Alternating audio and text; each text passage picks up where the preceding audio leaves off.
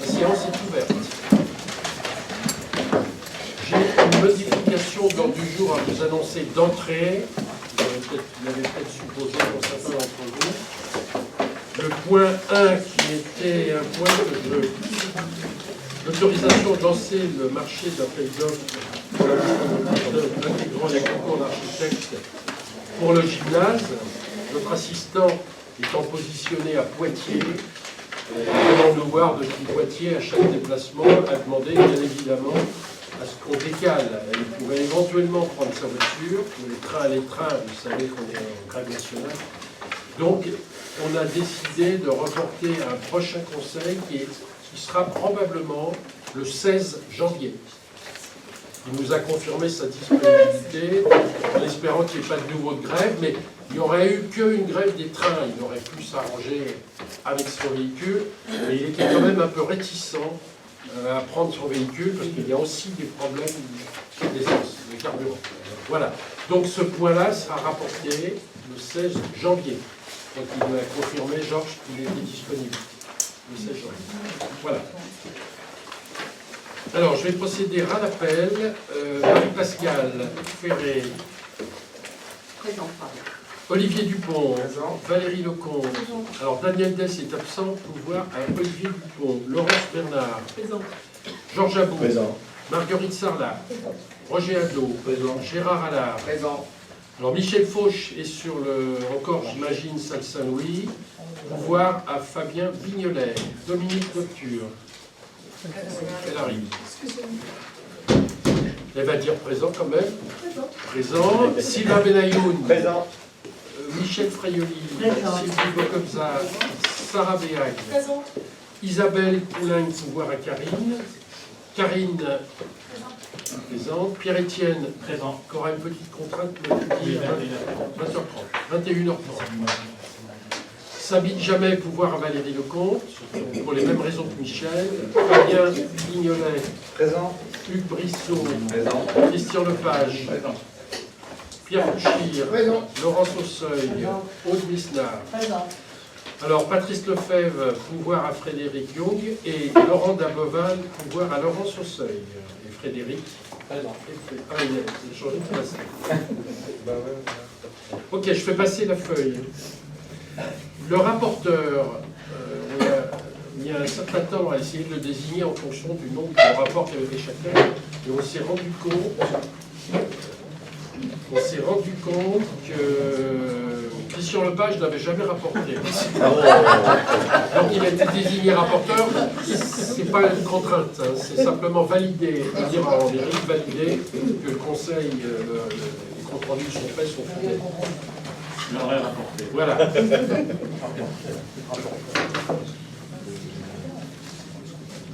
Oui, alors évidemment, Pierre-Étienne, t'oublie pas que tu dois partir, de te donner un coup, ou tu le dis tout de suite. Si on n'avait pas clos la séance, tu donnes un pouvoir. 2 minutes. Voilà. Bien, donc le point, d'abord, les choses dans l'ordre. Les décisions. Il y en a eu 4. Le 9 septembre, vente de produits alimentaires dans le cadre de la manifestation Génération Jeux, qui s'est tenue le 28 septembre. Non? Ah, excusez-moi, on n'a pas approuvé le PV. C'est effectivement un point que j'avais zappé. On va, le PV, vous l'avez, c'était le 26 septembre.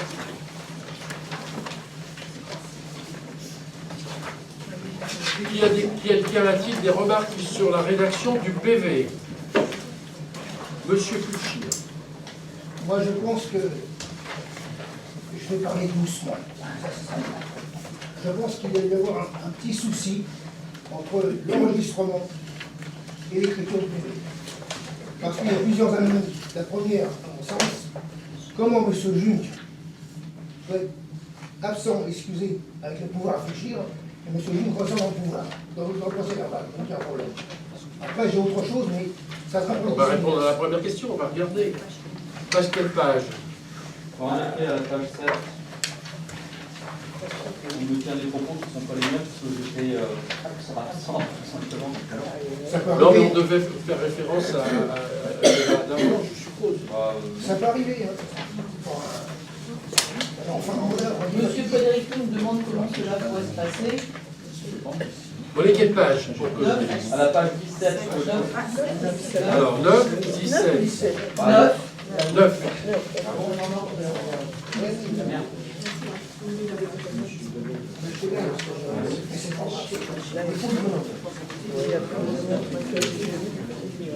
Allez, on est page 9. On fait parler quelqu'un qui n'était pas là. Moi, ce n'est pas mon institution. C'est ça? Ouais, Bon. Non, je n'étais pas présent. Ok, on va corriger. Ensuite, Page 17. page 17. Le problème est que les jeunes sont fiers de se faire interpeller. Oui, En tant que policier, je ne tiendrai pas des propos pareils. ça a été dit, ça? Ah, c'est écrit. Ça, c'est moi. Oui, Parce que ça a les été élèves entendu. m'ont dit. Voilà. Ça, c'est moi qui ai fait. Non, c'est pas vous? Non, non, Ah non, il était pas là. C'est moi. C'est Fabien Bignon. Ok. non, mais c'est pas grave. Ensuite, c'est tout? Mais Pierre a pied Monsieur Fulchir, y a-t-il d'autres choses? Non, on va rectifier ça, puis c'est bon, c'est bon. C'est pas grave, on est en fin de mandat, on est fatigué, c'est normal, je comprends. Ah ben oui, enfin, fatigué depuis le début, hein, je dirais presque. Puisque c'est comme ça à chaque fois. La source Bon, a un peu coulé, hein. bon, ceci étant corrigé, Voilà, c'est bien. ceci étant corrigé, Non, qui approuve? Qui s'abstient? Qui vote contre? Merci beaucoup.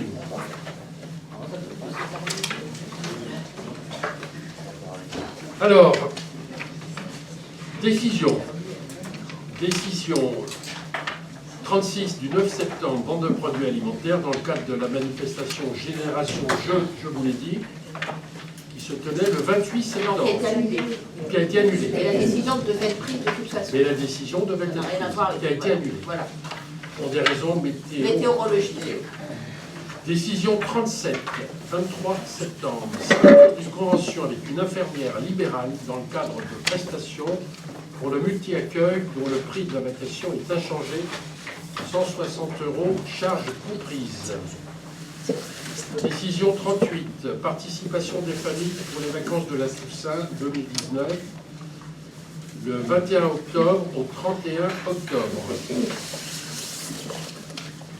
Là, je disais quoi? La participation des familles pour les vacances de la Toussaint. Décision 39, signature d'une charte d'utilisation de l'ordre de l'église Saint-Paul-Saint-Pierre de la communauté de Viarme pour les samedis de 13h30 à 14h, dans le cadre de l'école de musique. Voilà pour ce qui est des décisions. Voilà pour ce qui est des décisions. L'école de musique. Signature d'une charte d'utilisation avec l'école de musique. Et l'église. Je répète. Je répète. Et l'église. Et la ville. Et le permis non. Voilà pour ce qui est des décisions. Alors, le point 1, je vous ai dit, vous notez, vous aurez on refera à 20h30 un conseil municipal qui ne traitera probablement pas que de ce sujet-là. Mais on aura peut-être la présentation du plan local d'urbanisme. Il faut quand même conserver ça là, au prochain. On va conserver les documents. On conserve ces documents-là pour le 16. C'est pas la peine de redistribuer quand même. Le papier, ça coûte cher. Les arbres. Ah ouais, bonne idée. Bonne idée. Olivier. C'est toi? C'est bien qu'on le laisse dans le dossier. Ça. Tac. Enfin, chacun fait ce qu'il veut. Ouais, chacun fait ce qu'il veut. On s'en fout un peu. Bien, s'il vous plaît, s'il vous plaît, s'il vous plaît. S'il vous plaît. Le point 2 de l'ordre du jour, c'est un point classique dans cette période, qui arrive même peut-être un petit peu plus tard que d'habitude, donc en général c'est plutôt le mois de novembre. Décision modificative numéro 2. Donc Olivier Dupont va commencer à vous présenter, et quand il sera en phase d'épuisement, Je reprendrai la suite. Ce ne sera jamais. Voilà. Et Véronique qui est là.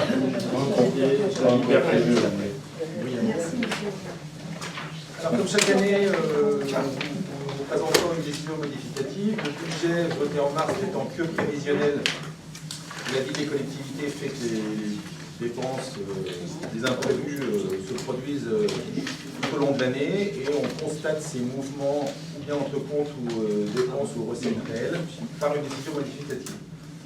Je vous propose de prendre les annexes, comme d'habitude. Commençons par les dépenses de fonctionnement. Comme à chaque fois également, vous avez des écritures grisées qui ne représentent que des équilibres entre comptes, uniquement entre comptes, qui ne représentent pas de dépenses ou de recettes réelles supplémentaires ou moindres. Je vous propose donc qu'on ne commente que les mouvements réels. Donc dépenses de fonctionnement, chapitre 11. Eau et assainissement. Alors la première colonne, vous voyez, c'est l'augmentation sur la gauche et la diminution des dépenses sur la droite. Donc une diminution des dépenses au niveau de l'eau et de l'assainissement suite à l'ajustement sur des dépenses réelles, donc une diminution des dépenses de 3 700 €. Non prévu au budget pour 4 500 € des dépenses de petits équipements, 2 000 € de tatami, 1 500 € pour le suivi de la programmation des clés de mairie, et 1 000 € pour des stores ou bureaux enfants jeunesse. 700 € d'augmentation de dépenses de vêtements de travail pour la police municipale. Grosse dépense qui était imprévue au niveau de l'entretien des terrains, 29 700 € sur l'entretien des arbres. 4 700 € pour l'abattage d'arbres au niveau du hêtre-pourpre et 25 000 € pour l'abattage des platanes qui ont été effectués ces jours-ci. Au début de semaine, ce week-end, lundi et mardi. Le dernier qu'on est ce matin. C'est pas aujourd'hui. Entretien des bâtiments, 1 400 € pour la réfection de la toiture du lavage de président. Excuse-moi, j'ai fait faire des photos pour bien montrer l'intérieur, qui était vraiment une situation où il fallait le faire. Est-ce qu'ils seront remplacés? Il y a un projet par la suite, Comment ça mais bon, si vous voulez vérifier les photos, Ils sont mangés dans l'intérieur. Je vais les voir. Les gens, ils sont allés voir. là, si vous avez été voir, donc vous Les avez pu gens aussi qu'on constater. parlait sans les voir. Mais il y a des gens qui sont allés voir. Donc c'est bien qu'il y ait des photos. On a regardé, en fait, je me suis dit, c'est dingue. Bien, Olivier. 5 900 € sur l'entretien des voies et réseaux, curage des rues, route de Saint-Martin et route de Sugy, et une intervention sur l'éclairage public ruelle du Félay. 10 710 € de maintenance sur les vérifications des extincteurs, 1 410 €, une réparation sur le chauffage des écoles, 8 200 € et le contrat photocopieur, 1 100 €. 2040 € de formation pour les agents. D'autres frais divers, 570 €. Les 29 121,16 € que vous voyez, c'est l'équilibre de la décision modificative, une dépense supplémentaire. Page suivante, 8 300 €, c'est à la fois la prise en charge des frais secs au niveau du comité de jumelage de Morcotte, 300 €, et la participation aux fêtes de fin d'année de la commune, 8 000 € pour une lue de 24 mètres. Transport collectif, 2 800 Il y a une €. question. Oui. Une question, d'habitude, c'est voté en conseil municipal, la participation de la commune avec l'UCAV. Cette année, ça ne dépend. Si, il y a eu 5 000 € de voté. Ça a été voté. Et alors, La subvention a été votée. Là, c'est pas une subvention, c'est une prise de. On a une facture, là. C'est une facturation qui est faite à la ville.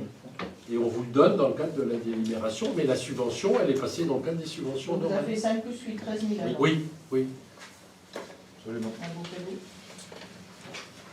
Concours d'hiver, 2 800 € sur les transports collectifs, des compléments de crédit pour l'accueil de loisirs et les séjours vie-été.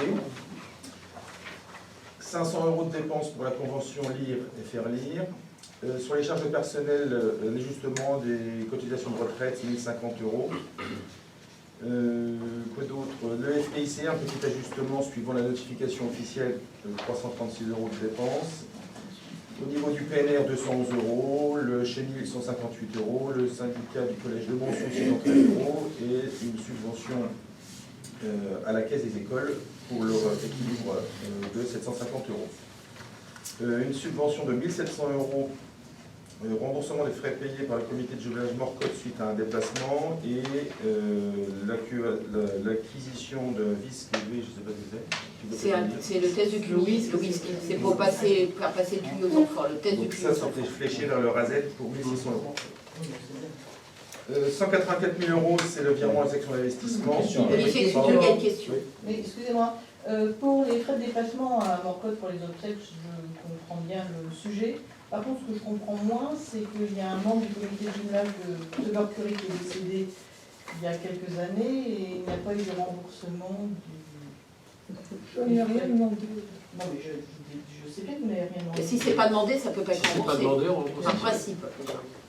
Ouais, Voilà. Non, mais c'est comme ça. Oui, bah, enfin, bien sûr. On peut aussi faire un traitement équitable. Ok. Voilà pour les dépenses de fonctionnement Quand même, les décisions. de la décision modificative. Les recettes de fonctionnement. Attention, inversion des deux colonnes. Diminution des recettes sur la gauche et augmentation sur la droite. Donc les produits et services, augmentation des recettes de 4 000 €, suivant recettes réelles, et une diminution par rapport à une vente sur la manifestation de 300 €. Les impôts et taxes, 16 000 € de recettes supplémentaires selon les rôles, et 6 330 € qui ont été réajustés suivant la modification du SRIF. Les dotations et participations. Dotation de solidarité rurale, plus 20 177 €. La dotation nationale de péréquation, plus 8 753 €. 520 € de participation de l'État suite aux élections européennes. Des gros rajustements positifs sur le contrat enfance-jeunesse.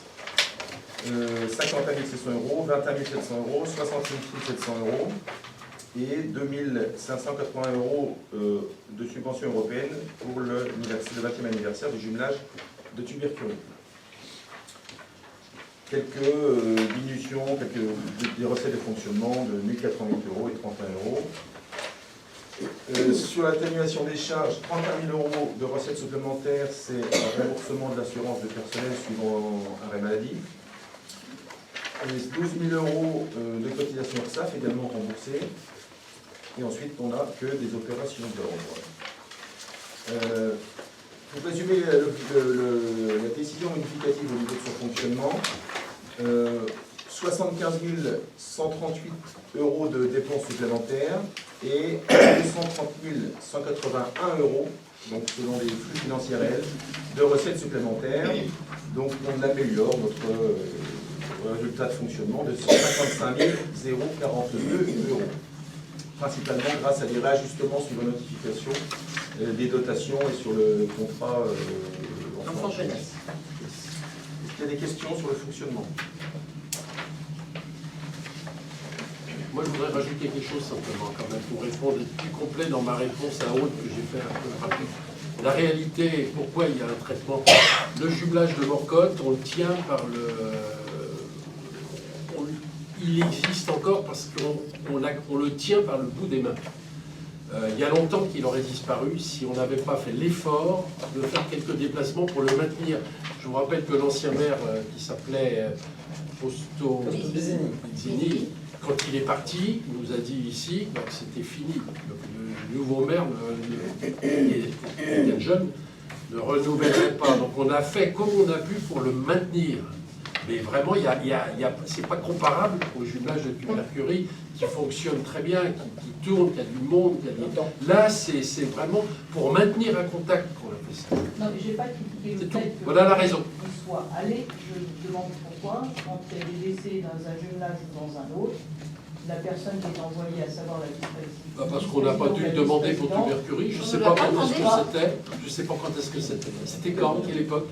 De toute façon, je n'ai rien demandé parce Bon. que ça s'est fait très vite. Je l'ai su 3-4 jours avant d'y aller. Bon, donc, et j'ai vite pris mon billet d'avion et j'ai pas pensé. Donc au on n'a jamais Donc on refusé n'a un jamais remboursement. refusé quoi que Je ce n'ai soit. jamais demandé non plus. Bon, ben voilà la réponse. Non, mais j'ai jamais dit ça, mais Merci. Merci Olivier. Tu poursuis? Investissement. Vas-y. Dépenses d'investissement. Augmentation de frais d'études, 22 260 euros relatif à la mission d'études sur l'agrandissement, la restructuration du restaurant scolaire. Donc ça, c'est un dossier qui va bouger maintenant, sur lequel on va travailler.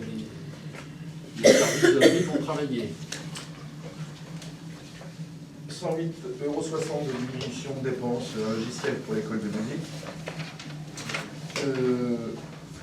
Aménagement et agencement de construction, 89,50, bon, des petits chiffres. Matériel d'incendie, 3020 € de dépenses. C'est sûr. On y arrive. Donc matériel utilisé de voirie, 15 000 € sur un problème sérieux sur la saleuse. Je ne sais pas où ça en est, parce que la saleuse est revenue. C'est le remplacement de la saleuse. Alors, à mon avis, c'est pas encore passé. On a vu passer une commande, on ne l'a pas, mais si, on n'a pas. La commande, elle a été passée. Et c'est une saleuse dont par la suite l'entretien sera beaucoup moins éloigné qu'il était par le passé où il fallait aller du côté de Fontainebleau de mémoire. Mais ce qui, je vous rassure, s'il y avait un problème de neige demain matin, on a le moyen de travailler. On ne serait pas démunis, on pourrait saler. C'est une nouvelle saleuse. 590 € de dépenses pour du matériel de bureau informatique du RASED, 972 € pour du mobilier, complément de mobilier au niveau de la police municipale, et une table adaptée pour les malvoyants. 1647,55 € achat d'un diable pour service entretien et une pompe à eau thermique.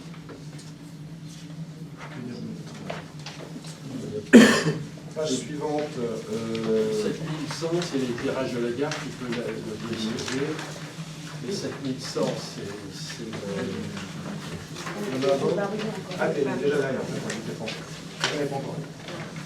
Immobilisation en cours, chapitre 23, donc des tout petits chiffres, et puis donc effectivement les 7100 €. Ça, c'est le problème de l'éclairage de la place de la gare. Donc la commande est passée, et d'après ce que m'a dit les services techniques, on peut compter sur la mise en place février. Alors, je suis navré que ça n'aille pas plus vite, hein, mais ça ne tient pas à nous, malheureusement. 80 243 € de dépenses pour une mission de maîtrise d'œuvre pour la réalisation du CTM. Alors 77 000 € pour la maîtrise d'œuvre, 2300 pour le relevé topographique et la mise en annonce marché. Voirie Saint-Exupéry, 10 400 €, complément de crédit suivant l'estimatif du dossier des travaux. Aménagement des abords de la salle Saint-Louis, 119 500 €. C'est un avenant qui a été validé sur les numéros 1 et 2 sur le lot VRD, 99 500 €. Et un avenant sur le lot électricité, 20 000 €. Et ensuite des écritures d'ordre. Ce parking, vous avez dû le savoir, sera inauguré officiellement le 14 décembre. 14 décembre. Samedi 14 décembre matin. En neutralisant les dépenses, les lignes grisées, les flux réels financiers, augmentation des dépenses d'investissement de 260 549,92 € et une augmentation des recettes d'investissement de 136 703,90 €. Donc là, on constate une augmentation de dépenses d'investissement de 123 846 €, principalement due aux avenants de travaux au niveau du parking de la salle Saint-Louis. Voilà pour la BN.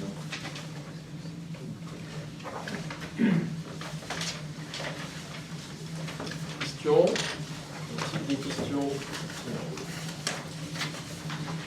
Pas de questions? Moi, je voudrais revenir sur excusez-moi, je voudrais revenir sur le cave. Le cave, je suis allé à Cave en 72, je me suis investi en 82. Donc le cave, j'ai vu progresser dans cette commune. Le cave, au départ, ça s'assumait tout seul. Ça s'assumait tout seul. Le cave, Ça s'assumait tout seul. Progressivement, la personne, les commerçants sont partis. On voit ce que c'est un peu Internet, c'est les grandes surfaces et tout. Mais là, quand je vois 8 000 € pour une fête qui dure 3 jours, je dis bien 3 jours, et que tout le monde a calculé pour les associations de gratter par-ci, gratter par-là pour diminuer, moi je dis qu'il y a un problème quand même. Les autres associations, c'est toute l'année qu'ils sont là. Et là, pour 3 jours, on donne 8 000 euros. Moi je dis que c'est quand même une somme importante. Et c'est pas tout à fait justifié. C'est pas lié, c'est pas directement pour l'UCAV. Il se trouve que c'est l'UCAV qui prend en charge l'organisation des marchés de Noël. Il s'agit en fait des fêtes de fin d'année dans la ville. Et la commune intervient en partenariat avec l'UCAV. Si on les associations les prendre en charge, très bien. Hein. Ok, mais c'est 3 jours. Ben, 3 jours, mais le marché de Noël à l'Arche, il a coûté 3 Les associations, c'est toute l'année, on a gratté 5% dessus. On a appelé les colis, on a gratté, on gratte partout. Et là, on met 8 000 euros. Moi, je trouve ça un peu exagéré. On note, En total, ça on fait note- pas une heure. non, mais on a le droit de s'exprimer. On note que Ah M. non, mais- Bouchir trouve que c'est pas normal. C'est trop. C'est pas que c'est pas normal, c'est trop d'argent pour 3 jours. Voilà, par rapport aux autres associations. Voilà. L'école, ils ont donné certaines choses. Les personnalités, non, mais il y a un Ok, problème. on en prend note. La répartition n'est pas bien faite. Voilà. Donc, sous cette remarque, y a-t-il d'autres remarques? Donc, qui approuve l'ADM? Alors, moi je vote, mais seul. Michel Fauche aura un autre vote. Oui, alors donc c'est approuve là. Moi, Qui approuve? non, tout seul. Oui, Oui, on a tu approuves. hein, on Qui a approuve? Qui s'abstient? Moi, non. Pierre Fluchir. Et qui vote contre? Alors Michel Fauche s'oppose, lui, à la subvention de 8 000 euros à l'UCAV. Oui, mais c'est encore une fois, c'est pas une subvention. D'accord, mais on prend note. Lui, avec ça, C'est trop d'argent. Bah, voilà. Trois jours. Bah. Les subventions déguisées. Ok, c'est ses propos. ok. Donc je les rapporte. Ok, on prend note, là, je vous remercie.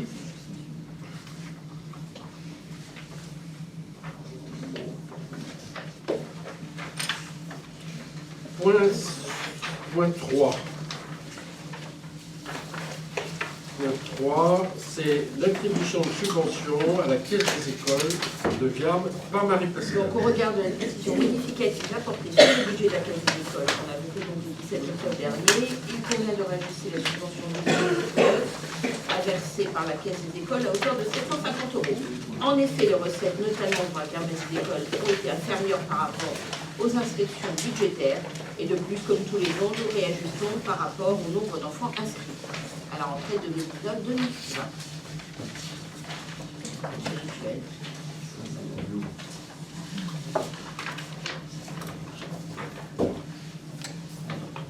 Qui est d'accord? Qui s'abstient? Pas de vote contre, je vous remercie. Le point suivant, c'est C'est Georges. le point 4, rapporteur Georges Abounou. Ciel. Eh oui, Georges. Merci. Dans la délibération du vote des subventions pour l'année 2019 ne prévoyait pas de crédit en faveur du comité de jumelage Viarmes-Morcotte. Cependant, afin de représenter la municipalité, un déplacement a dû être organisé à Morcotte pour assister à des obsèques. Les frais engagés par le comité de jumelage seront remboursés à celui-ci, comme le prévoit la convention signée entre la ville et le comité des fêtes. Soit un montant de 100 euros a été prévu à cet effet. Et voilà. Qui est favorable? Qui s'abstient? Qui vote contre? Merci. Ah bah rien. J'ai le droit d'être détendu. Mais il faut. C'est important. Bien.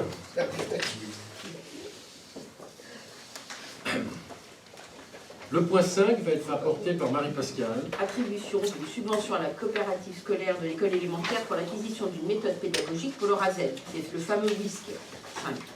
Donc le directeur de l'école élémentaire nous a sensibilisés par rapport à la vétusté du matériel utilisé par Madame Lombardo, qui est la psychologue scolaire. En fait, le WISC utilisé était de 1990 ou 92 à Muriel. 87, voilà. Donc il datait un peu, voilà. Donc il était peu fiable. Donc une version plus récente serait plus appropriée, d'autant plus que les bilans effectués auprès des enfants avec l'ancienne version ne seront bientôt plus acceptés par les partenaires de soins externes, puisque ce genre de test part vers ou des psychologues externes ou vers des services de pédopsychiatrie, enfin voilà. Donc il faut qu'on soit quand même équipé de façon actuelle. Donc l'acquisition du test est donc indispensable pour identifier les difficultés scolaires des élèves et donc la prise en charge de ceux-ci, et entre autres en situation de handicap. Le budget est de 1 600 €. Après concertation avec M. Xavier Cristobal, directeur de l'école élémentaire, ce matériel peut être acheté par la coopérative scolaire, ce qui permettrait de l'acquérir plus rapidement, sans attendre le vote du budget. Ainsi, il est proposé de verser une subvention à la coopérative scolaire de 1 600 €. Et alors, il est précisé aussi qu'on va solliciter auprès des communes concernées une participation à cet achat, puisque ça ne concerne pas que les enfants de Viermois. Ça concerne tous les enfants qui fréquentent notre groupe scolaire et les autres, et les communes alentours aussi, puisque cette dame est itinérante et se déplace dans plusieurs écoles. Donc on a sollicité une participation, mais on n'a pas de réponse. On n'a pas encore de réponse. Par la des communes, Non, ça ne correspond pas forcément. Les secteurs éducation nationale ne sont pas forcément ceux communautés de communes, Pierre. D'accord. C'est pas tout à fait la même C'est sectorisation. parce qu'on a une ouverture de ce côté-là aussi. Oui, mais c'est pas la même sectorisation. Donc, D'accord. alors, oui, elle a pris la version papier ou la version internet? Elle a pris la version papier. Ce sont des questionnaires. Voilà, tu as là. Il y a 2 manuels, 25 cahiers de passation et 5 cahiers de réponse avec des codes, des symboles. Donc c'est vraiment, ça lui fait 50 et 2 livrets de stimuli cubes et des grilles de correction. Enfin, voilà, c'est toute une mallette, je dirais. Et 96, il avait plus de 20 ans. Puis après, il y a une correction illimitée en ligne. C'est incroyable qu'on travaille encore. Vive l'éducation nationale. Vive l'éducation nationale. Bien. Qui approuve? Pas d'abstention? Pas de vote contre? Je vous remercie. Point 6, Olivier Dupont, l'allocation au comptable du Trésor. Conformément à l'arrêté interministériel du 16 décembre 1983, le receveur municipal peut prétendre à une indemnité de conseil au titre de la gestion du budget de la commune. Cette indemnité est calculée par rapport aux bases de liquidation des dépenses de la commune des 3 dernières années, déduction faite des opérations d'ordre, et les soumises aux prélèvements sociaux. En raison du départ de M. Marc Hélène de la trésorerie de l'Usarche au 31 mars 2019, il convient de prendre une nouvelle délibération relative à l'indemnité de conseil pour son remplaçant, M. Benoît Dupont. L'Assemblée doit se prononcer sur le taux de l'indemnité de conseil octroyé à M. Benoît Dupont, comptable public à la trésorerie de l'Usarche depuis le 1er avril 2019. Il est proposé d'accorder l'indemnité de conseil au taux de 100% par an qui sera calculé conformément à la réglementation. Pour information, pour 2019, l'indemnité de conseil sera ramenée à la période de la gestion du comptable du 1er avril au 31 décembre 2019, soit 689 € net. L'indemnité de conseil pour la période du 1er janvier au 31 mars ayant été versée à M. Marc Hélène. Compte tenu que l'indemnité du receveur est généralement acceptée par les assemblées, il est proposé qu'un taux de 100% pour l'indemnité de M. Benoît Dupont est effectif pendant la durée d'exercice de ses fonctions de comptable public à l'Usarche, sachant que les bases sont définies par arrêté interministériel. Cela simplifiera ainsi la gestion administrative. Il est précisé qu'à tout moment, la commune pourra délibérer de nouveau pour modifier ce taux. Qui veut un contrôle fiscal?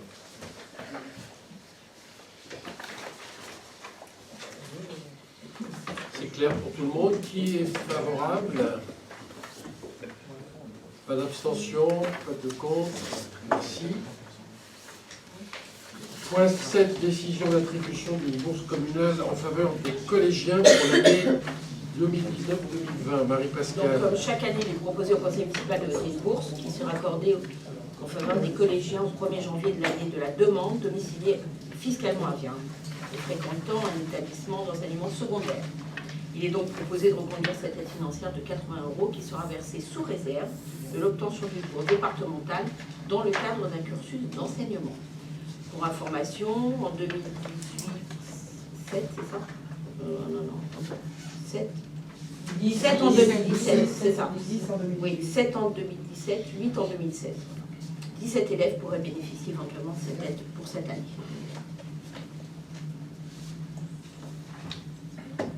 Ça se vote. Question? Non, ça se vote. Qui est favorable?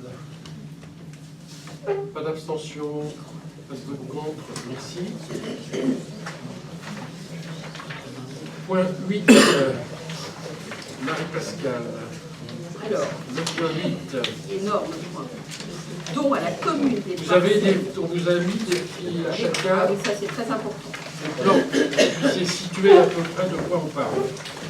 Alors, donc, la commune de Viarmes a reçu une proposition le 12 juillet 2019 de don de la part de propriétaires pour les parcelles. C 485 491, D 265 414 419 528 564, E 224, A 1153 299 324 432 et A 4 160. Elles sont toutes petites, hein. C'est impressionnant. Mais ce sont des petites parcelles. Merci Véronique. Ils sont situés dans les différentes parties principalement boisées et aussi agricoles de la commune. Oui, mais il y en a été grandes, mais il y en a plein qui sont petites. C'est ce que je veux dire, ça part impressionnant comme ça. Ces parcelles sont ces titres gracieux, les frais notariés donc restant à la charge de la commune. Donc vous avez la liste. Alors il y en a certaines en terre agricole, taillis, bois, voilà. Mais elles sont toutes en zone naturelle, agricole, sensible, voilà. Donc il me paraissait important d'accepter ce don. L'acceptation de ce don de parcelles poursuit la politique de protection de l'environnement et des paysages engagés par la commune. Les vues de ces différentes parcelles sont annexées donc à la présence de deux parcelles. Alors vous avez les parcelles C, A et AK qui sont situées dans la partie nord-est et sud-est de la commune. Elles sont disséminées dans le biocorridor de Viarmes-Arches, établi par le schéma régional de cohérence écologique et dans le cadre de la charte du parc naturel régional. Cette zone fait également partie du site classé de la vallée des Lisieux et de la Thève depuis l'arrêté ministériel du 29 mars 2002. Elles sont ainsi toutes classées en zone naturelle corridor écologique par le plan local d'urbanisme de la commune. Ce corridor assure principalement la liaison entre la forêt de Chantilly via le bois bonnet et le nord de la forêt de Carmel. Il se caractérise également par la présence de nombreux bois relais, avec du nord au sud les bois de Beauvilliers, de Segy et de Parois, qui servent de refuge et permettent à la faune de transiter entre les massifs forestiers franciliens et picards. Les parcelles D et E se trouvent dans ou en lisière de la forêt de Carmel. Cette forêt est un maillon essentiel du réseau forestier francilien, en lien avec le massif Picard au nord-est et les forêts de l'Isle-Adam et Montmorency à l'ouest. Elle est ainsi protégée par le périmètre de site inscrit du massif des Trois Forêts depuis l'arrêté ministériel du 10 mai 1976. Elle est également reconnue comme zone naturelle d'intérêt écologique, faunistique et floristique. SNIEF, car elle abrite plusieurs espèces végétales remarquables, dont 5 protégées. La commune de Viarmes se doit donc de protéger activement la forêt de Carmel, ses bois relais et ses espèces agricoles, qui sont l'écrin paysager de la commune de Viarmes, participant à son identité rurale et à son attractivité résidentielle. Toutes ces parcelles sont donc classées en zone naturelle par le plan local d'urbanisme. Les espaces boisés classés interdisent toute construction. Cependant, la propriété des parcelles forestières reste le meilleur moyen de prévenir les défrichements, les aménagements et les installations illégales. Les parcelles D, 414, 419, 528, 564 sont notamment accessibles par le chemin de la montagne, un périmètre de la commune déjà très touché par le limitage. L'acquisition par la ville permettra ainsi de limiter l'expansion de ce phénomène d'installation illégale dans la forêt de Carmel, tout en constituant un capital foncier forestier à la collectivité. La parcelle D265 se trouve le long de la ruelle Saint-Pierre. Le projet révision du PLU, arrêté le 4 avril 2019, prévoit un emplacement réservé pour la création d'un bassin de retenue en contrebas du ravin de la Tempête. Cette parcelle est contenue dans le périmètre de cet emplacement réservé et sera donc une première acquisition au vu de ce projet. Voilà. Non, je pense pas que c'était plusieurs propriétaires. Oui, c'était plusieurs propriétaires. Mais souvent, en fait, les gens nous demandent comme ça de prendre possession parce qu'ils ne savent souvent pas quoi en faire pour des héritages, voilà, des successions, et souvent il y a plus de frais qu'en fait. Donc, souvent, et je pense que ce sont des endroits importants pour nous. Il faut absolument essayer de stopper toute installation illégale. Si on veut C'est un moyen, préserver notre cadre de vie, de stopper l'illégal. oui. Jamais suffisant. Est-ce qu'il y a des questions? Elles sont tous non constructibles. Oui. Et ils seront protégés comment? Est-ce qu'il y aura des barrières de protection? Ah non, On peut pas. On peut pas. c'est l'espace naturel. Tu mets pas. Et entretenu par qui? Ah, voilà. Ah bah c'est souvent du boisé, il y a très peu d'entretien. Il y en a plein, ouais. Il y a de la friche et Tout très peu autour, c'est d'entretien. du boisé. Ça se confondra dedans. Voilà. Pas de questions. Qui est favorable? Qui s'abstient? Personne ne vote contre. Je tiens à préciser quand même, vous avez vu la rédaction de ce chapitre, et je félicite les services du secrétariat pour la rédaction, la précision et la façon dont les choses sont rédigées. Le point 9, Olivier Dupont, création d'un poste d'agent de maîtrise principale suite à un avancement de grade. Chaque année, dans le cadre de l'évolution de carrière habituelle et régulière des agents ayant les prérequis statutaires, un tableau des potentiels avancements est établi en considérant plusieurs critères tels que l'ancienneté, le niveau des postes et des missions où tâches dévolues, la cohérence dans l'organigramme fonctionnel, la manière de servir et l'impact budgétaire. Celui-ci est arbitré par-dessus le maire avec des dates d'application. Certains avancements requièrent la création du poste qui n'existe pas au tableau des effectifs afin de pouvoir nommer l'agent dans ce nouveau grade. La création de poste étant du ressort du conseil municipal, il est donc demandé à l'Assemblée de modifier le tableau des effectifs afin de permettre l'avancement de grade en transposant le poste selon l'évolution de l'agent comme suit. Cadre d'emploi, agent de maîtrise, transposition, évolution d'agent de maîtrise à agent de maîtrise principale, un poste concerné et nature des postes concernés, chef d'équipe bâtiment.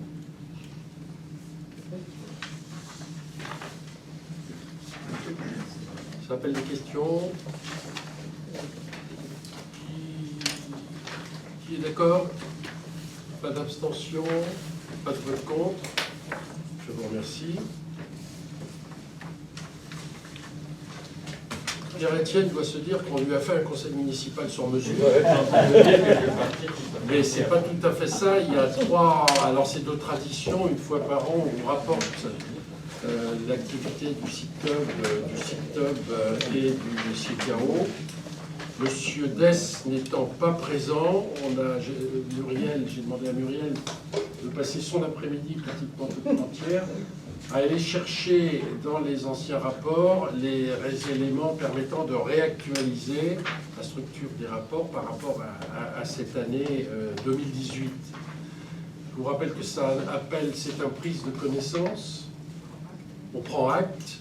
Donc si vous en êtes d'accord, je vais vous en faire la lecture, à moins que Valérie tienne à le faire. Mais je vais vous en faire la lecture. Olivier fera le CICAO. On prendra acte, sachant bien évidemment que les dossiers sont à votre disposition si vous souhaitez les consulter. Alors, le point 10, donc c'est le bilan d'activité 2018, entretien, exploitation des réseaux eau usée. Comme chaque année, le site-hub adresse un rapport retraçant l'activité de l'établissement sur la commune de Viarmes. Situation des réseaux d'assainissement eau usée, ça fait 22 700 mètres linéaires. Travaux d'entretien réalisés durant l'année 2018, programme de curage des collectes eau usée. Montant des travaux sur réseau petite réparation. Alors je vous donne le détail quand même. Curage 5 km 674. Inspection télévisée 929 mètres. Intervention d'urgence 5. Ça devait être des grosses interventions parce qu'il y en a eu pas forcément d'urgence, mais bien sûr il y en a eu plus que 5. Montant des travaux sur réseau petite réparation sur la commune 57 600 €. Enquête de branchement 16, qui sont des contrôles. Conformité 132 unités de conformité, dont 33 non conformes et 11 en contre-visite. Le coût des travaux d'entretien sur la commune est de 89 600 € hors taxe, décomposé en curage, inspection télévisée et intervention d'urgence. Voilà pour ce qui est le bilan de l'activité. Le rapport annuel du service assainissement 2017, rapport annuel sur le prix et la qualité du service public de l'assainissement non collectif 2017. Par application de l'article D, c'est 2017. C'est une erreur, hein, vous corrigez, oui, ça me surprenait Oui, aussi. on est en 2018. Oui, parce que comme on a récupéré la structure, vous n'avez pas. 2018, évidemment. En application de l'article 2224 du Code général des collectivités sur la commune, de 3500 habitants et plus, le CITEB doit présenter au maire des communes adhérentes pour diffusion auprès de leur conseil municipal, c'est ce que l'on fait ce soir, un rapport annuel du service assainissement et un rapport annuel sur le prix et la qualité sur le service public de l'assainissement non collectif. Il est rappelé que le syndicat intercommunal pour la collecte et le traitement des eaux usées des bassins de la Thèbes et de Lisieux a été créé par arrêté préfectoral en 1974. Il regroupe actuellement 21 communes, 14 dans le département du Val d'Oise, 7 dans le département de l'Oise. La population desservie, population permanente, 54 686 habitants. Abonnés à l'eau, 19 542. Volume alimentation en eau potable, 2 353 608 mètres cubes. Le contrôle des installations rejetant les eaux usées non domestiques ayant pour objectif la protection des systèmes d'assainissement est de 57 pour Viarme. Le CITEB entretient 287 km de réseaux communaux gravitaires, 20 clapets anti-retour, 7 fonds, un bassin d'orage et 25 km de réseaux gravitaires intercommunaux d'eau usée dont il est propriétaire. Dans les 287 km de réseaux communaux, le CITEB entretient 7 km de réseaux gravitaires unitaires et 2 réservoirs d'orage sur la commune de Coeuil-la-Forêt. Les effluents des 21 communes du syndicat sont acheminés vers la station d'Asnières-sur-Oise via 27 postes de relevage. Les travaux d'entretien et de réparation ponctuels sur les réseaux d'eau usée sont réalisés dans le cadre d'un marché public conclu avec les prestataires privés. Les travaux d'entretien sur les réseaux d'eau usée, exploitation sur les postes de relèvement ou de refoulement et de traitement de l'H2S font partie intégrante du marché global pour l'entretien et la maintenance du système d'assainissement collectif d'eau usée du CITEB.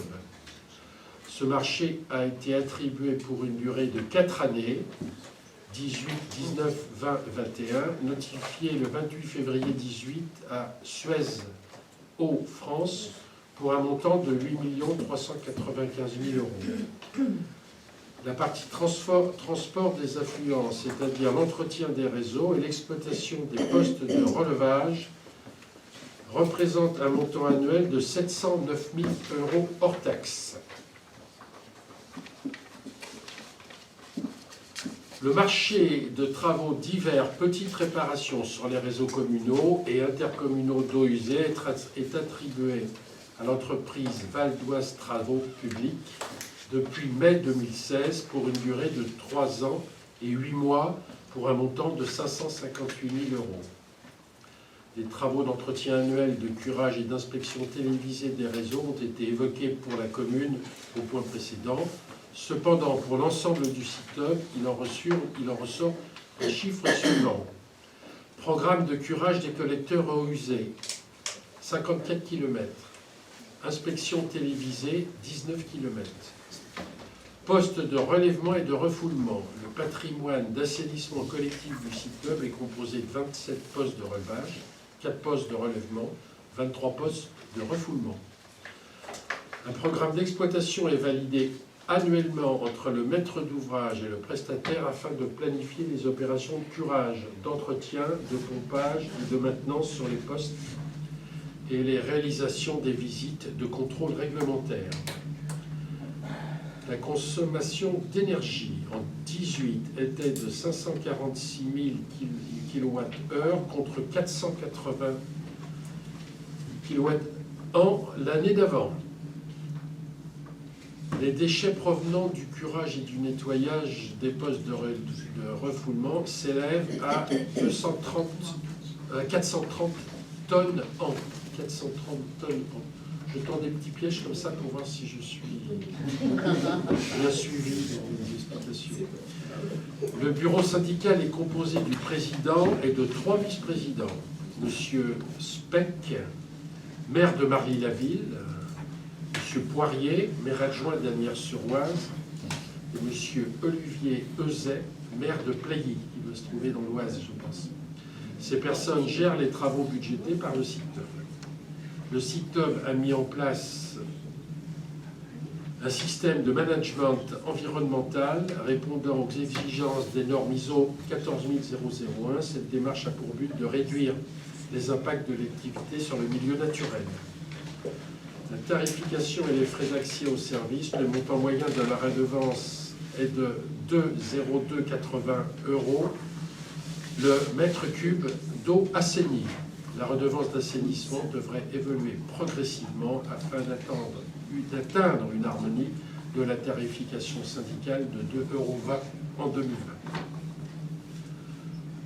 Rapport annuel sur la qualité du service public de l'assainissement non collectif. Le syndicat intercommunal de collecte des traitements CICTOB a pris la compétence d'assainissement non collectif. Depuis 2012, le service public d'assainissement non collectif dessert 1340 habitants, dont le nombre total d'habitants résidant sur les territoires du service de 55 000. 1300 sur 55 000. Ainsi, le taux de couverture de l'assainissement non collectif du CICTOB, population desservie par rapport à la population totale, est de 2,40%. Le nombre d'installations d'assainissement non collectif est estimé à 538 en 2018. Voilà pour ce qui est du rapport concernant le CICTOB. Je précise que le rapport dans sa totalité, dans sa globalité, est à votre disposition. Et je remercie Muriel qui a fait cet après-midi un travail qui résume, à mon avis, l'essentiel des choses qui vous intéressent, bien évidemment. Donc nous prenons acte de ce point. Et Olivier va prendre le point suivant, le dernier point. Olivier, c'est le rapport annuel sur le CICTOB. J'en ai pour une petite heure. Alors le périmètre du syndicat n'a pas changé. Toujours 16 communes pour environ 64 km de réseau, dont le parc Astérix. La compétence du CICAO va de la production de l'eau potable et de sa distribution. De 1978 à 2016, au 1er janvier 2016, sa compétence s'arrêtait à l'entrée des communes. Et depuis 2016, le syndicat a pris la compétence distribution jusqu'au compteur de l'usager. Il gère aussi l'ensemble des canalisations et leur entretien.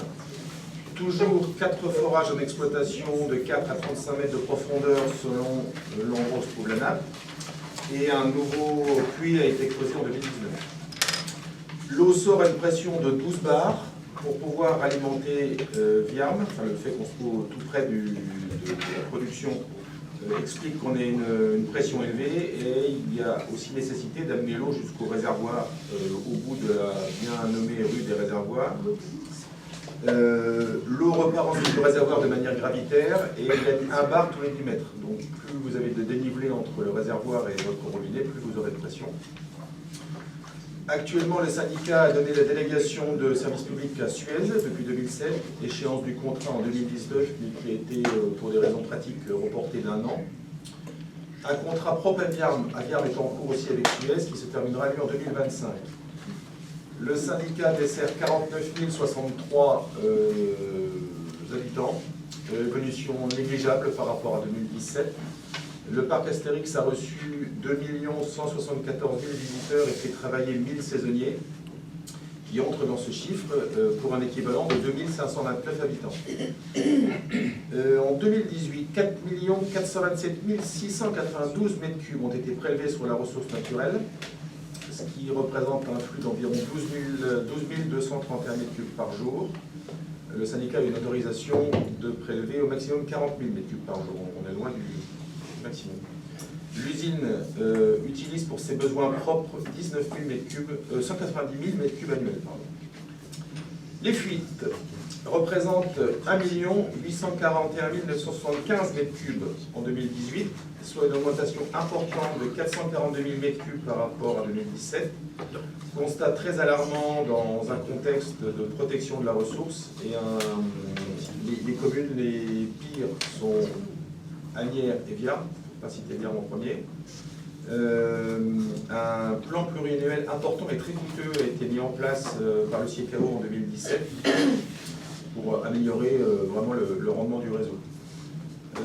Viard a consommé en 2018 236 612 m3, une augmentation de 7,42%, en hausse de 3. Le réseau, lui, n'a augmenté sa consommation que de 3,8%.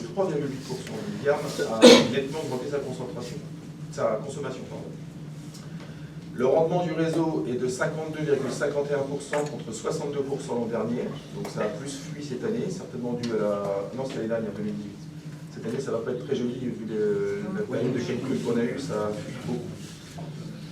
Donc ce pauvre rendement, ce faible rendement montre vraiment la faiblesse du réseau. Au 1er janvier 2018, le prix du mètre cube à Viarme était de 2,12 € pour une moyenne de 2,22 € sur le syndicat. Sur une facture de 120 m3, soit 254,47 €, 167 € sont reversés aux délégataires. Le reste, principalement au syndicat. Donc 1er janvier 2018, je vous ai dit 2,12 € le mètre cube. 1er janvier 2019, 2,29 € le mètre cube sur la commune, soit une augmentation d'environ 8%. À savoir que le syndicat ne prélève pas de recettes sur la part fixe, uniquement sur la consommation des usagers.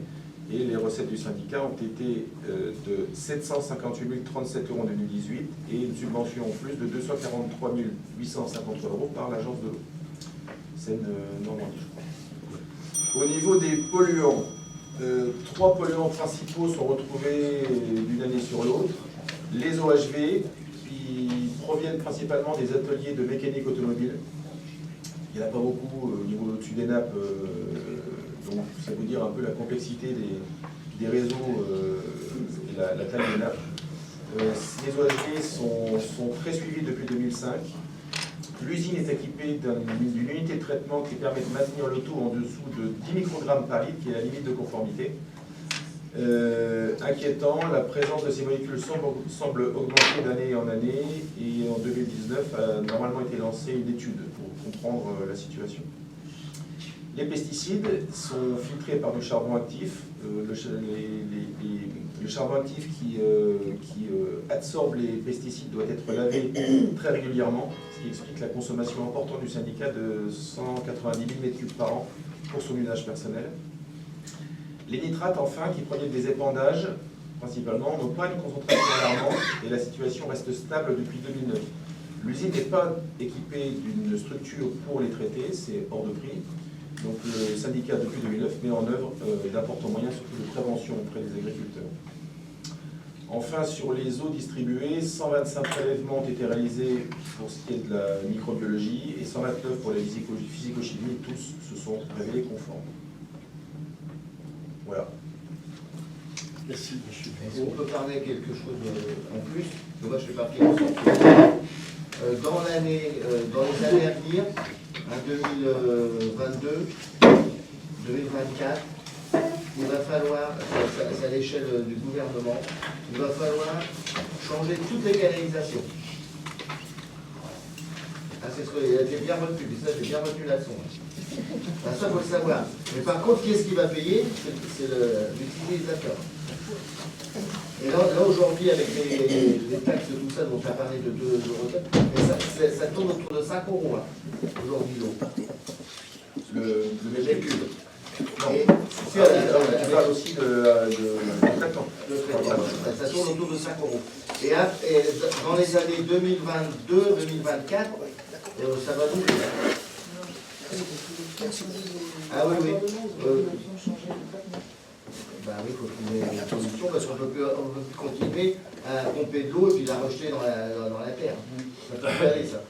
Il y a un plan pluriannuel en cours, mais c'est vraiment... Par contre, les grosses canalisations, ils sont intacts. C'est tous les raccordements. Bien. Voilà tout ce que je voulais dire en plus. Merci, Gérard. Monsieur, est-ce qu'on connaît en mètres cubes pour l'année 2018 ce qui a été déclaré comme perte? 442 000 de moins que cette année, environ 1 400 000 mètres cubes. C'est énorme. On est les pires du syndicat avec Annie. Alors on est en même temps, on est tout près de la sortie, donc il y a beaucoup de pression parce qu'on peut aller loin. Et on est sur des sols très argileux. Donc quand il pleut, enfin qu'on est en climat normal, les fuites sont contenues. Mais dès qu'on est en période de sécheresse, l'argile se rétracte et libère les fuites. Là, cet été, ça n'a pas arrêté d'en dire tout le temps. Et le prestataire qui est dans l'obligation d'intervenir dans les 24 heures. Alors moi, j'ai eu le tour chez les voisins où la prestation sont intervenus peut-être 48 heures. Donc sa cave était transformée en piscine. Ouais. C'est vrai qu'au niveau prestation, on sait qu'il y a des fuites importantes et le service SAV, il n'est pas très compétitif. Quand il y a quelques fuites, ils y arrivent, et quand ça fuit un peu de partout, ils arrivent. Et encore, on a fait des conventions avec eux. Oui, oui, oui. Des conventions où Si je vous dis les moyens sur 2 mois, c'est compliqué. ils ont des pénalités. Alors, il faut qu'ils se dépêchent, sinon ils ont des pénalités en plus.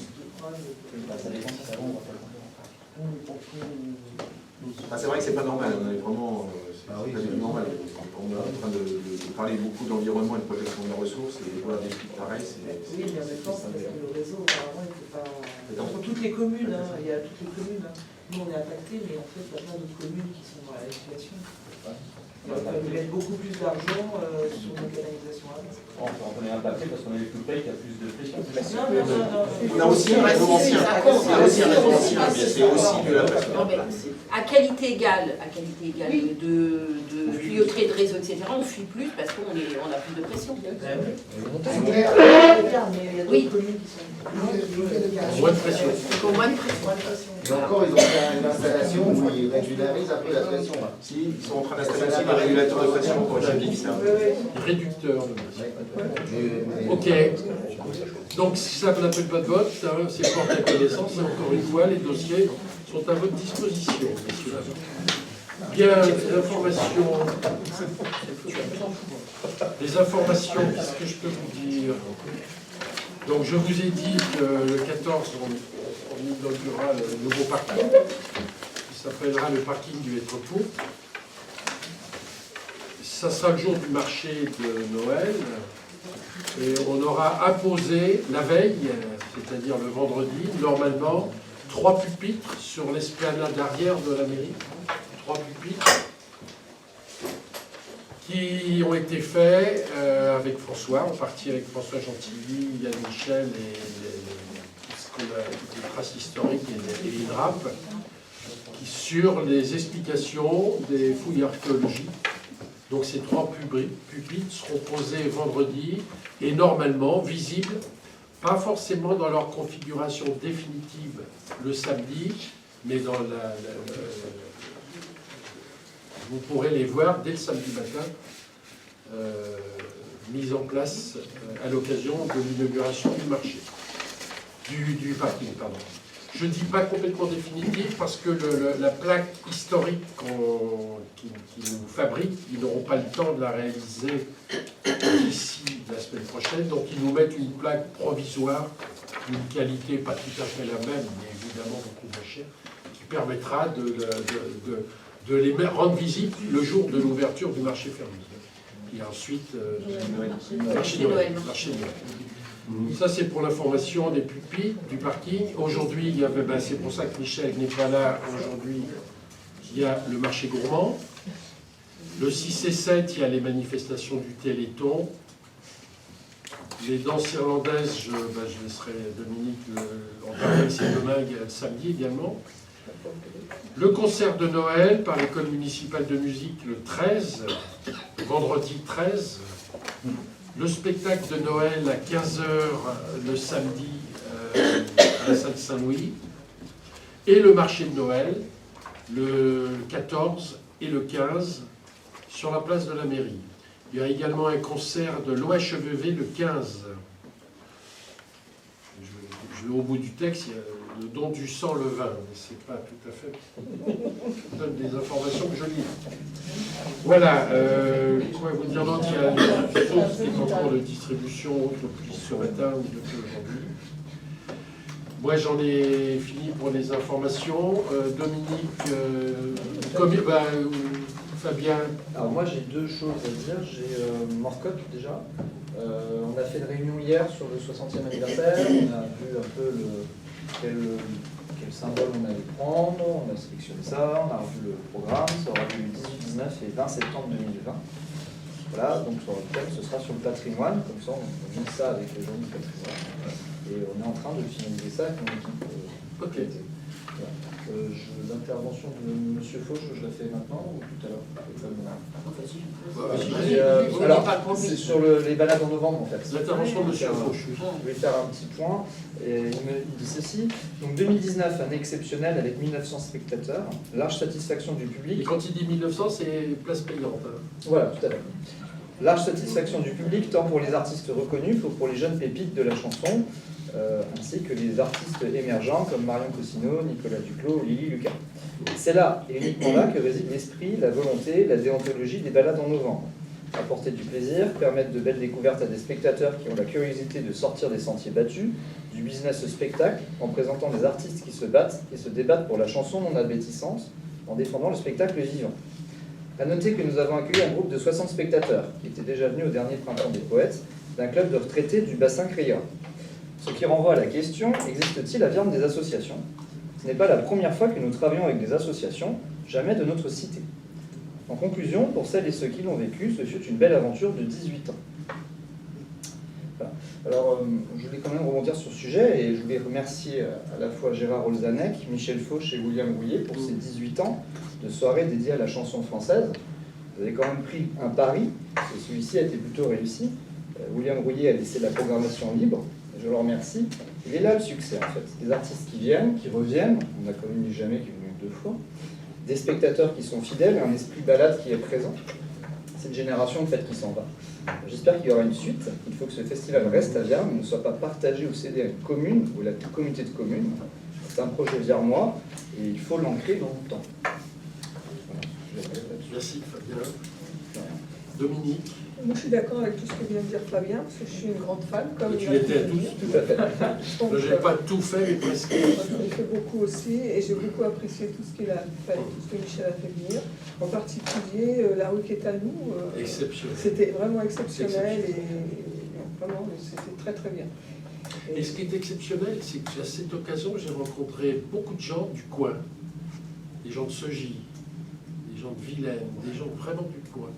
On s'imagine qu'il y a des gens qui viennent de loin, il y a des gens qui viennent de loin, mais il y a aussi une part importante de gens qui viennent du coin, de l'environnement. Parce qu'à un moment donné, la date se note dans la tête. Et ils reviennent. C'est dommage. Chapeau à tous les bénévoles qu'on fait ça pendant 18 ans. C'est dommage. Pierre en a assuré en J'ai assuré grande toute la partie. sécurité de toutes ces histoires. Tout à fait. La sécurité. Mais malheureusement, excuse-moi, c'est vrai que c'est une très belle chose, c'est super bon. Mais ce qui est dommage, c'est qu'il n'y a pas beaucoup de ferments. C'est que dès qu'on fait des grandes manifestations, dommage. Oh, bah, évidemment, c'est pour beaucoup de choses. Hein. Si vous prenez aussi, je sais pas, je vais donner un exemple tout bête, la médiévale, c'est pareil, c'est des publics, c'est des manifestations qui attirent de très loin, des gens de très loin. Mais il y a quelqu'un qui participe au balade en novembre, enfin un spectateur, qui m'a dit, mais finalement, les Parisiens, ils organisent des tas de choses, mais c'est pas que des gens de Paris qui viennent. Il y a des tas de gens tout autour de toute la France même, donc pour nous, c'est pareil. Il faut être dans la qualité. De Mercury. Tubercury, on vient de nous voir, parce qu'on va danser et puis faire une démonstration samedi pour le Téléthon, et puis après faire danser les gens qui voudront bien, comme on l'a fait l'an dernier. Très bien. Georges. Les statistiques en janvier. Parce que on va les finaliser, là, comme ça on va descendre, sinon je vais reprendre les mêmes chiffres. Donc j'aurai aussi les statistiques de toute l'année par la gendarmerie. Je les aurai à la fin du mois. Alors en termes d'effectifs, on a actuellement Emeline qui est toujours en formation. C'est-à-dire qu'on tourne sur 2, un policier et un SVP, sur 2 alors que Evelyne, elle aura terminé sa formation au mois de mars. Exact. Elle doit être actuellement avec la gendarmerie. Oui, c'est vrai. Comme tous les ans, les 3 premiers mardis de décembre, distribution des colis aux personnes âgées de plus de 72 ans et inscrites sur les listes électorales sur la ville de Viarmes. Et puis ce week-end, le Téléthon qui a été repris à l'organisation par Mme Villadrich. Et comme chaque année, on a toujours très peur jusqu'à la fin parce qu'on n'a pas de réservation au repas. Donc ils ont prévu un loto le vendredi soir, 200 personnes prévues. Donc ça a très très bien marché.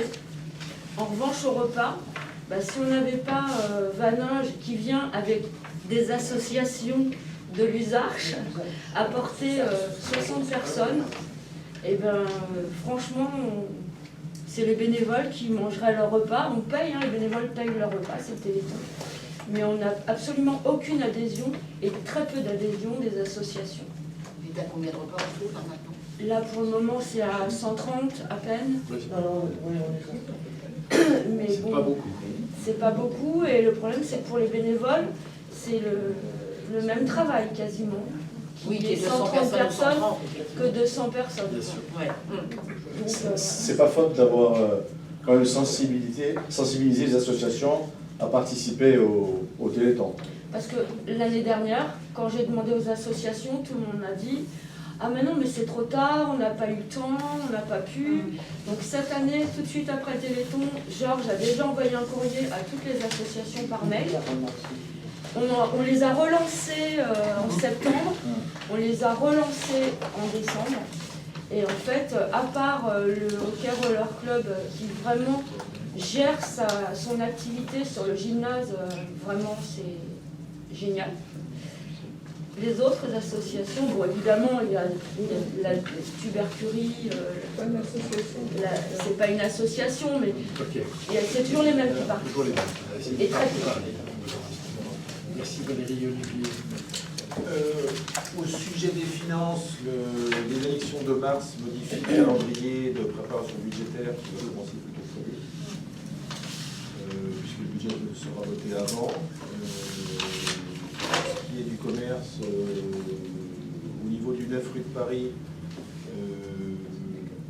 on est en attente de réparer une toiture qui est quand même défectueuse, qui retarde un petit peu le preneur pour faire des travaux intérieurs.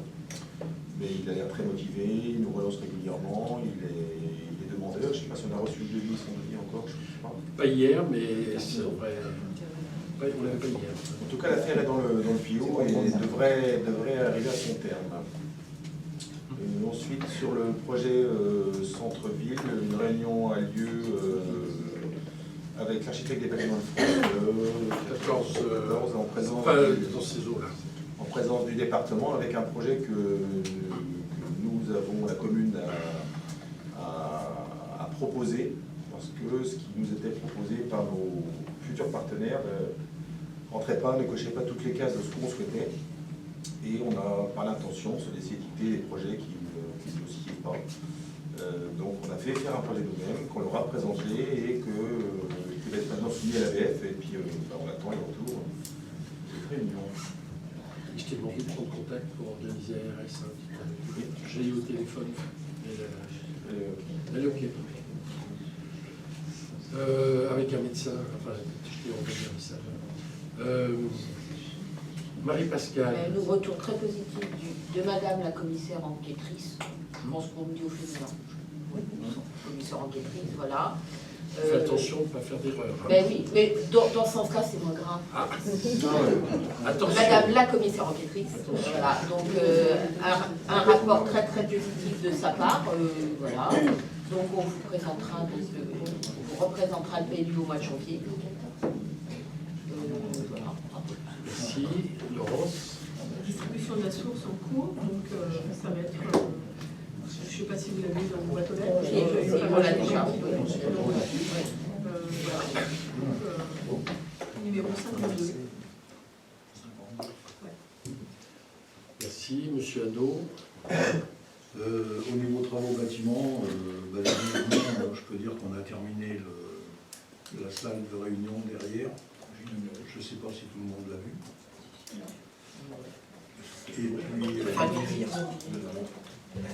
Et puis on a changé, on a commencé à changer aujourd'hui sur le marché. Toutes les prises d'optimement, on a mis du matériel qui sera fini demain. Sinon les travaux continuent le jour de Merci. Sarah. Pour la commission environnement, Gérard et moi, on voulait vous annoncer qu'aujourd'hui même, le parc du Hêtre Pourpre a été validé comme étant un refuge pour les oiseaux. Donc, on avait fait les dossiers il y a quelques mois déjà, peut-être que vous en souvenez pas, je ne sais pas. Mais voilà, on avait demandé être refuge LPO et donc on a reçu la réponse. C'est Chloé qui a reçu la réponse aujourd'hui. Le dossier a été validé et signé à Paris par l'association des refuges. Donc voilà. Par contre, la semaine dernière, on a eu, ça vous êtes peut-être aussi au courant, on a eu hélas la perte d'une ouette d'Égypte. On a retrouvé, on ne sait pas si c'est pas ou à un moment. On ne sait pas. Alors on sait que c'est un adulte, c'est pas parce qu'il y a un adulte, une ouette d'Égypte. Une mouette. Non. Non. Comment ça s'écrit O-U-E de T-E. O-U-E de T-E. C'est quoi ça? Ils sont arrivés au noir. C'est noir. Dis-nous, c'est une noire. Oui, c'est moi. Ouais, j'aurais mieux compris. Alors on ne sait pas si c'est. Alors c'est un adulte qui est mort, mais on ne sait pas si c'est la femelle ou. Donc, comme il y a deux petits, on espère que c'est pas la femelle. Enfin voilà. Il vaut mieux que ce soit pas mal. Les enfants, c'est toujours mieux. C'est les deux petits, sinon vont être. Quel âge il avait le petit? Les petits sont nés au moins de. Non, celui qui est mort. C'est pas. Alors, il y avait une vache, il n'y a rien d'écrit dessus, et pour faire l'autopsie, c'est possible, mais c'est très bien. On a demandé du coup au refuge, mais comme on n'était pas officiellement encore, parce que c'était la semaine dernière, donc la signature n'avait pas eu lieu, et eux, de toute façon, pour faire des autopsies, il leur faut minimum 3 morts de la même espèce. Or, nous, on n'a pas du tout envie de perdre nos 3 voix, voilà, donc on n'en a que 4, enfin maintenant on n'en a plus que 3, donc... Et alors, voilà. Non.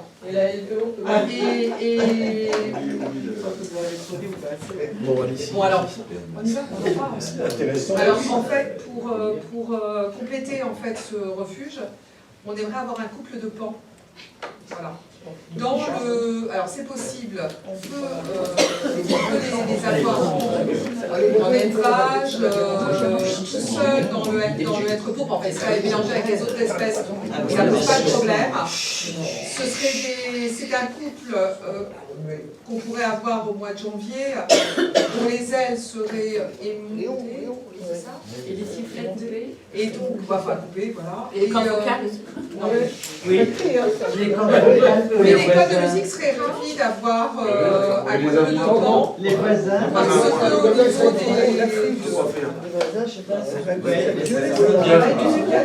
mais il nous faudrait une volière.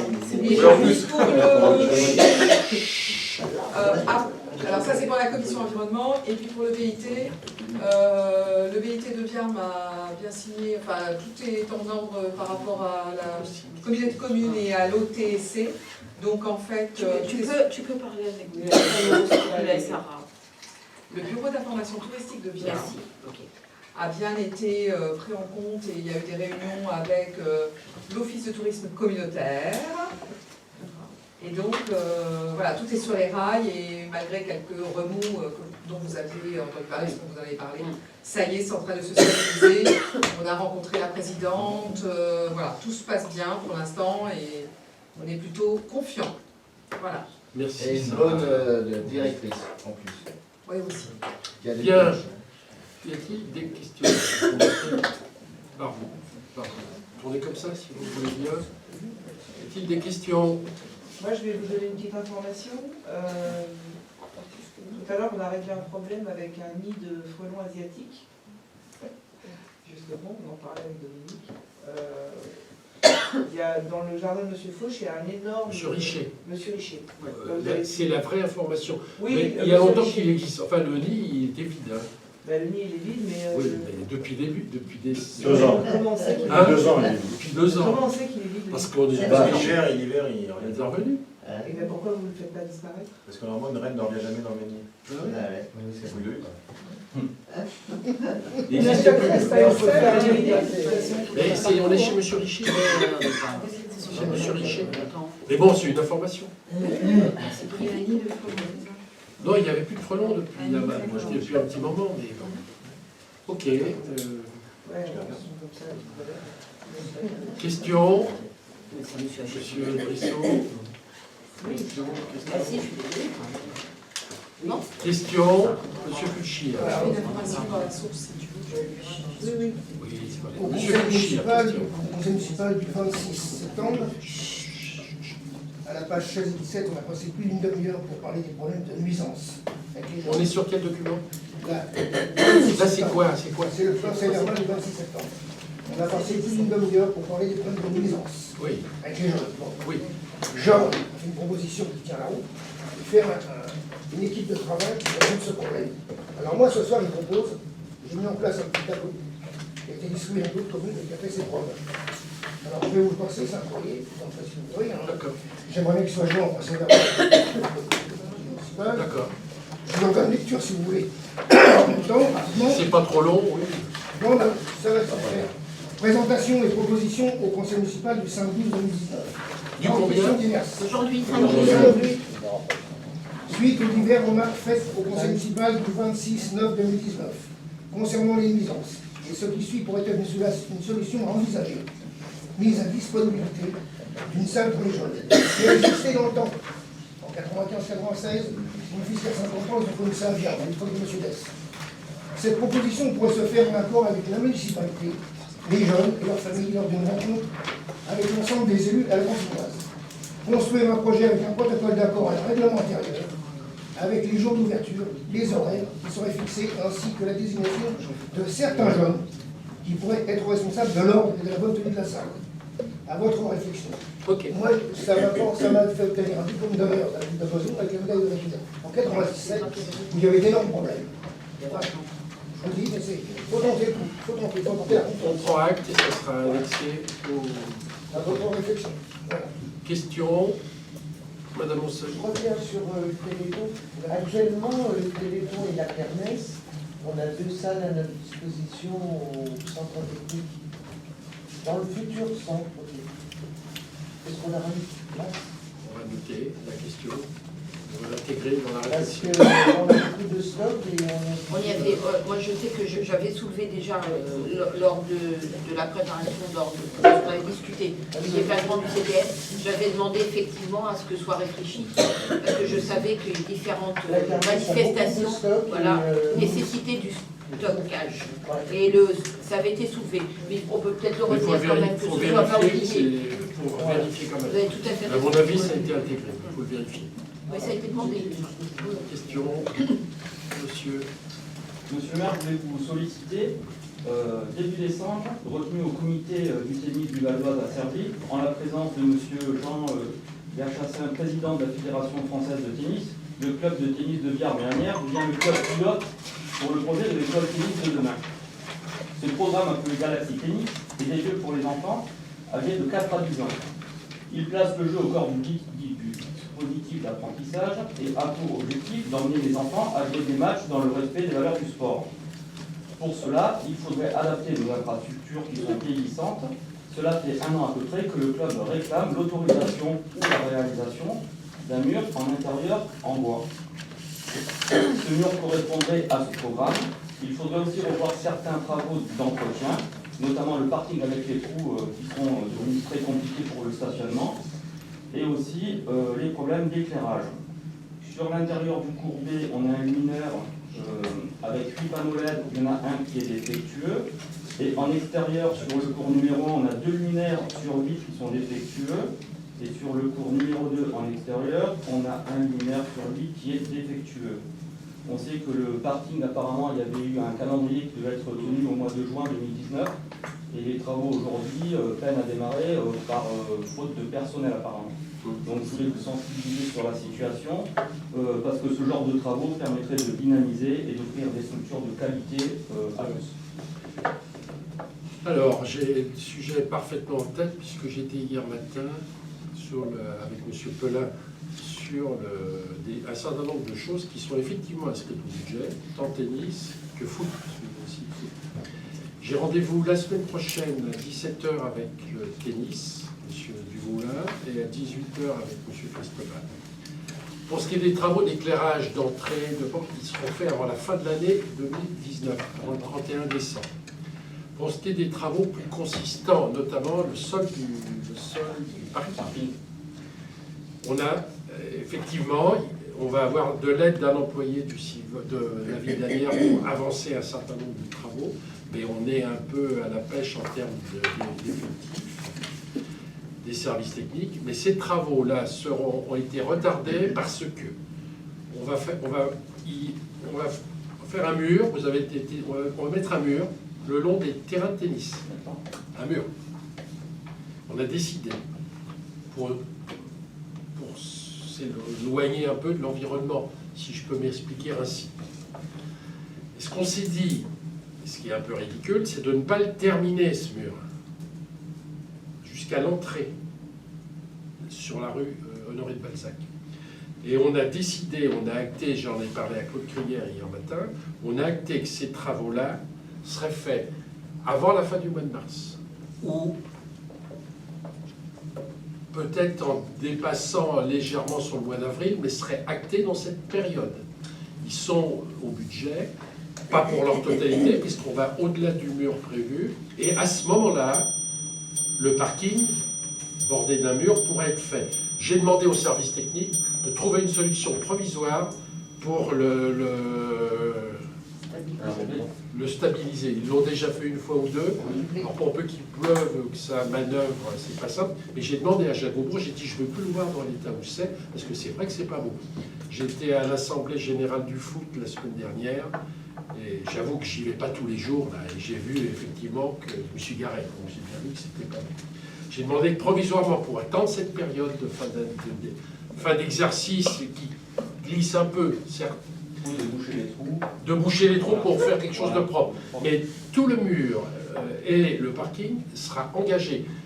Ça m'arrange un peu parce que ça nous permet de monter un plan de notation de DETR également dessus, qui sera monté avec M. Pelin. Parce que c'est immeuble en l'occurrence. Alors il y a d'autres travaux dont j'ai la liste que je peux vous donner, qu'on a listé. Hein, tout ce que vous dites, ce sont des choses qui effectivement, notamment le mur. Le mur en intérieur, les enfants l'attendent. Ouais. Donc ça va être acté. Parce que c'est pas quelque chose de très cher, c'est plus... Non, mais c'est rien ça. C'est rien ça. Ce qui est important, c'est d'avoir décidé de faire un mur qui nous isole et de faire dans la suite le parking. J'ai pris cet engagement et je l'ai confirmé. C'est M. Pelin et M. Et il tiendra. Merci. Je vous en prie. Mais je vois la semaine prochaine les deux présidents. Moi aussi, d'accord. Bah, tu seras là. Pour la même occasion, ouais. À 17h, moi aussi, c'est prévu comme ça. Je dis je, mais... Non. Et puis pour rappeler qu'on est dans le cadre du CIVOM quand même. Hein. Je précise qu'on est dans le cadre du CIVOM. Qu'on soit clair. Hein. C'est la même chose. Oui. Madame Lisnard. Oui, je voudrais indiquer toujours le stationnement éternel. Ouais. Maintenant, ce sont ceux qui ont œuvré cette semaine. Je sais pas, on va peut-être mettre un stationnement interdit. L'ancien arrêt de bus. Ah oui, en montant. Et j'ai constaté aussi, mais ça je vous l'avais déjà indiqué, que depuis la réflexion de la chaussée sur la partie de l'Orne, l'eau traversant de droite à gauche au lieu de passer à droite ou à gauche, et bien aujourd'hui ça glissait avec le coup de froid plus l'eau. C'est une zone qui devient très glissante. Je renote et on va regarder. J'ai des vidéos sur au moment de zone de non, on sait que la flotte, je vous les envoie. Si, c'est le département, c'est dans la partie haute. Mais bon, c'est quand même une réalité. La zone de l'Orme, puisqu'on est sur le problème de la zone de l'Orme, elle est Elle arrive vraiment au bout du bout, là, en termes de vente de terrain. On arrive au bout du bout de la zone de vente. Question? Plus de questions? Bien, il est 22h.